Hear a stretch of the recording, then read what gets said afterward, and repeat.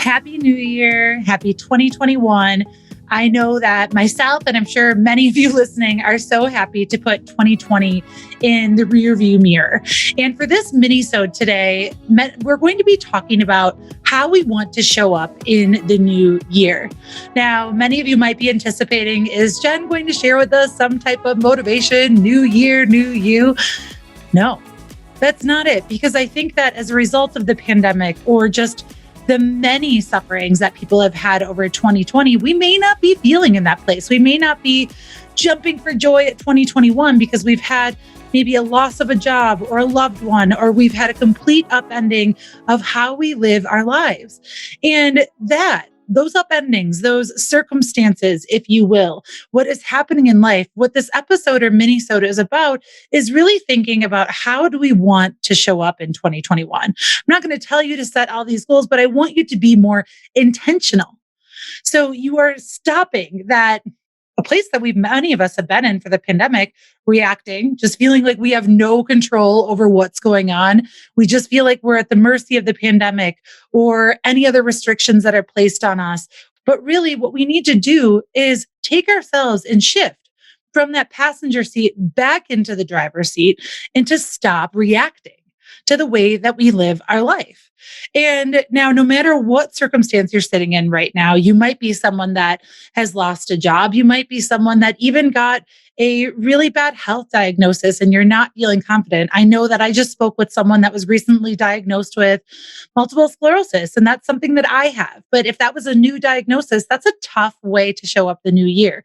So what I'm going to talk to you about today on this minisode is learning how to play the hand that you are dealt. Now, one of the biggest pieces of advice that developed my resiliency from a young age is that someone once said, God doesn't give you a hand that you can't handle, or God doesn't deal you a hand that's outside of your control. And now this isn't about looking at it from a religious perspective, but it is understanding that we have a control over how we want to respond to the environments, situations, circumstances, rejections, feelings, everything that happens in our life. And if we want to make the best out of our short, beautiful time here, be the best leaders, be the best spouses, be the best friends, whatever that may be for yourself, then we need to start to play the hand that we're dealt. We need to start to say, okay, well, this rejection happened and I've got this. I'm not going to sit here and pitch a tent and wallow. I am going to figure out what can I do to actually strategically, intentionally move myself to a place where I feel better. Now, to start that, I'm going to recommend 5 things for you. So here's how you can play the hand that you're dealt. And it all starts with number 1, your mindset. It starts with acknowledging it. Now, when we think about acknowledging, what does that mean? Well, it's actually giving a voice instead of just leaving that in our head, leaving it to something that maybe is outside of ourselves. It's saying, you know what? I may not have been showing up in the way that I want to. Acknowledging it. We have to take responsibility. If you want to take the power back to yourself, you have to own it. If you don't own it, you can't control it. You can't control it. So it starts with acknowledging. Own it to control it. Identify what the situation is, what your challenge is, how you're feeling, what is the thing that is weighing you down, or maybe that you've been just reacting to instead of having an intentional response to. Now, number 2 is to identify the costs of continuing on as is. What are the costs to you if you continue to postpone a job search or to not communicate with your team in the way that you want to? What are those costs? Is it causing you increased stress, lack of happiness, increased conflict, lack of income? What are the costs if you continue to go on this way? Is there a cost if I continue to tell myself I am not good enough? How is that going to cost me? How is that going to help or hurt my willingness, my motivation to be able to apply for a job or be vulnerable or to speak up in a meeting? We need to identify the costs of continuing on. If you're not clear on what the costs are, then you may not necessarily recognize that there's actually a reason that you need to change. Number 1, acknowledge the situation. Number 2, identify the cost of continuing on as is. And number 3, now that you know, hey, if this is the cost, I don't want that, then we have to create the vision for what you want to be. Who is this leader, this individual, this spouse, this husband, this wife, this daughter, whatever that may be for you? Who do you want to be? Who are you? Again, 2020 has given us a lot of, oh my gosh, we feel like we have no control. Your vision is your opportunity to take back control. Do you want to create a very successful business? Do you want to get a promotion?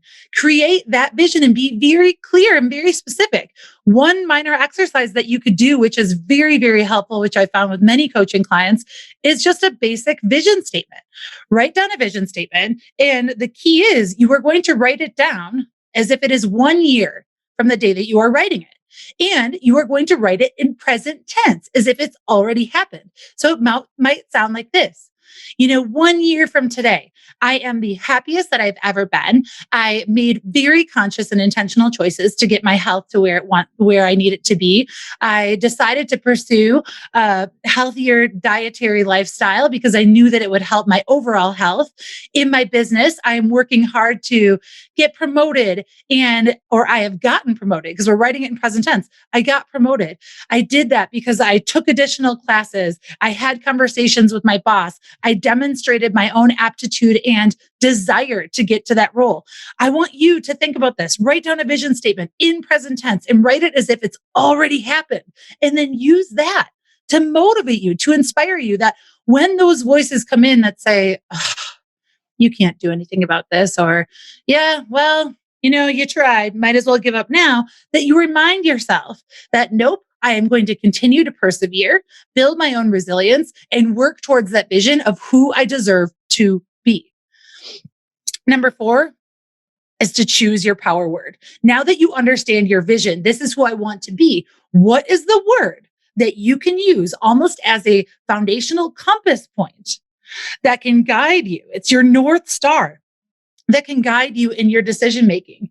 Maybe that word for 2021, maybe it's choice, recognizing that each and every single one of us have multiple choices every day. And those choices can either bring us closer to where we want to be, that vision that we have, or further away.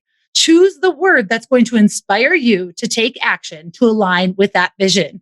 And now 5, it's taking action. This is all about setting the goals. Now, I don't want you to have that goal in your head to say, yeah, I guess I'm going to do this, I'm going to do that. Put it on paper. Hold yourself accountable. And one other way you can do this is by doing a basic SMART goal. Many of you know what that is. A SMART goal starts with a goal that needs to be specific. What are you trying to accomplish? It needs to be measurable. How are you going to determine your success? We need to think about whether it's attainable, whether it's reasonable, and of course, what's the time constraint? When are we going to finish it? How are we going to determine that we've actually achieved it? So on and so forth. But a way to add on to that is to give yourself constraints. We often set a goal and it happens to be the perfect goal. It would be the goal that if we were a perfect person, if no life events happened, that we would get there. The challenge is life happens. So we've got to build constraints. So if you have a basic goal of, let's say, even trying to be more fit and more health conscious this year, then it's really thinking, okay, if my goal, let's say, is to be more active, I am going to create an SMART goal. And when I say it's like they feel so good because no matter what one you're hitting, what M you're getting, you're accomplishing your goal. So they're SMART goals. And the is 3 M's that stand for minimum, middle, and maximum. So when you're setting a goal that says, I really want to work out more to boost my own physical fitness, the maximum, the perfectionist way that we might send that is, I am going to work out 7 days a week. And then all of a sudden, a few weeks go by and we find out that we did not work out 7 days a week, which is why we need to have other metrics. So instead of just planning on the max, think about the minimum. What is the minimum amount that you could do that would still help you move closer to that goal of being more physically active? Well, it might be working out 2 times a week. And then when we think, well, what's the middle? What would I still be happy with? And where would I shoot for? What's manageable given, the life that I live, my children, my job, all the responsibilities that I have? Maybe the middle could be 4. So again, I'll say that again. You want to create an SMART goal. You want to give yourself constraints so you do not give up if you do not hit the maximum. So you want to create a minimum, a middle, and a max of what that goal looks like. Give yourself some grace. Understand that life is going to happen. You may not always be able to do things perfectly, but know that even if you're taking one small action to align with that vision, that is still successful. Thank you so much for listening today. I really hope it's of value to you, because I hope that in this new year that you really look at it, instead of reacting to what is going on, you start to look at it as, I own the hand that I'm dealt.